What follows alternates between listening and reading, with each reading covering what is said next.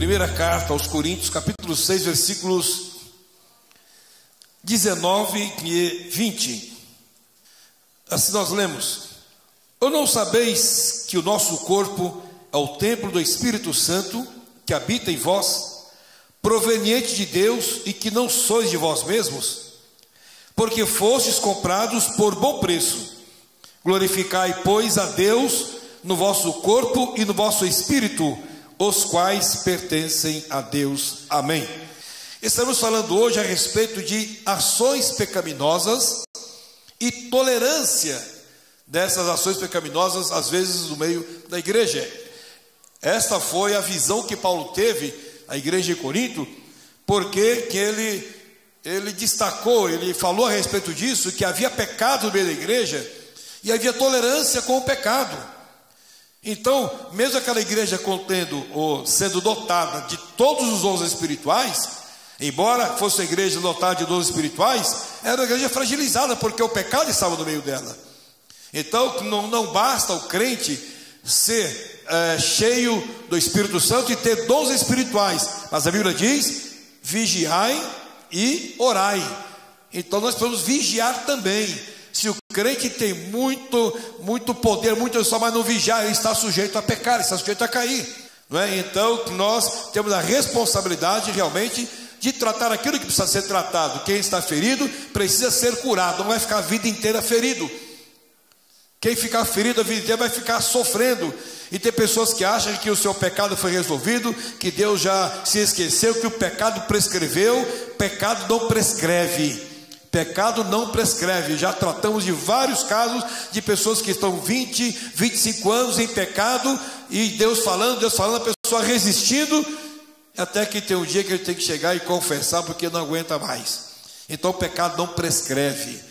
E o Espírito Santo, ele fala com os vossos corações. Quem for sensível à voz do Espírito Santo saberá quando precisa se consertar com Deus. Aleluia. E o melhor é que haja esse conserto, essa reconciliação com o Senhor, porque a Bíblia diz que aquele que cobre transgressões não prosperará, mas aquele que confessa e deixa alcança a misericórdia. Então é melhor você alcançar a misericórdia por confessar e deixar de praticar o pecado, do que vivendo uma vida sem prosperidade, na vida espiritual, na vida familiar, na vida financeira, em todos os sentidos, não é? Então que é melhor que haja que alcance o perdão do Senhor. Então o ponto crucial para o apóstolo Paulo é o de alguém que estava se relacionando com a mulher de seu pai, ou seja, com a madrasta. Segundo a Bíblia, essa pessoa estava cometendo o incesto. Era um pecado muito grave, que o apóstolo Paulo disse que nem os gentios cometiam esse tal pecado. E que é incesto? É a união ilícita entre parentes próximos de sangue ou por afinidade. Eu não vou falar sobre incesto hoje. O apóstolo Paulo faz menção do que está acontecendo em 1 Coríntios, primeira carta aos Coríntios, capítulo 5, versículo 1, quando ele diz assim: que geralmente se ouve que há entre vós fornicação, e fornicação tal, qual nem ainda entre os gentios, que nós temos comentado, como é haver quem abuse da mulher de seu pai. Então vamos falar aqui rapidinho, um pouquinho a respeito de fornicação e adultério. Fornicação, ou pecado da carne, é relação sexual de pessoa não casada com pessoa casada ou não. Então é o solteiro. Observação: não precisa chegar ao ato sexual consumado. Vejamos o que Jesus disse, Mateus 5 e 28. Eu, porém, vos digo, prestemos atenção. Isso aqui, a palavra de Deus é aquela espada de dois gumes, né? Ela corta lá e corta aqui também, corta para todos nós. Eu, porém, vos digo que qualquer que atentar numa mulher para a cobiçar, já em seu coração cometeu adultério com ela. Meus irmãos, é Bíblia.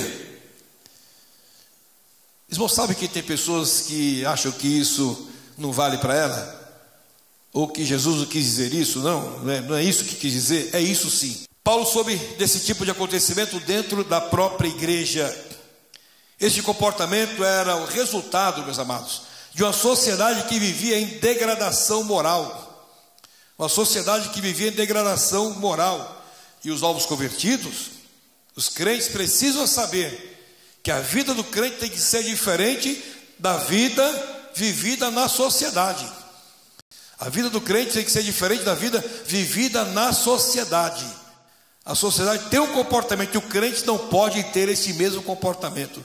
Você vive na sociedade, mas não pode ter o comportamento da sociedade. Você vê o que acontece no meio da sociedade, mas não pode trazer para a sua vida o que a sociedade está vivendo. Porque muitos da sociedade não têm o compromisso que você tem e que eu tenho. Nós temos compromisso com Deus, com a sua palavra e com a nossa vida espiritual. Nós temos compromisso com a salvação que foi alcançada através do sangue de Jesus derramado na cruz do Calvário. Aleluia. O Senhor Deus diz: sede santos, porque eu sou santo. Aleluia, glória a Jesus. Eu não sirvo a um Deus de madeira, eu não sirvo a um Deus de mármore, eu não sirvo a um Deus que tem boca e não fala, que tem ouvido e não ouve, que tem olhos e não vê. Não, eu sirvo a um Deus que me ouve e que fala comigo, um Deus que vê o que eu faço, um Deus que me repreende, um Deus que exige de mim santidade. Oh, glória a Jesus, aleluia. Bendito é o nome do Senhor.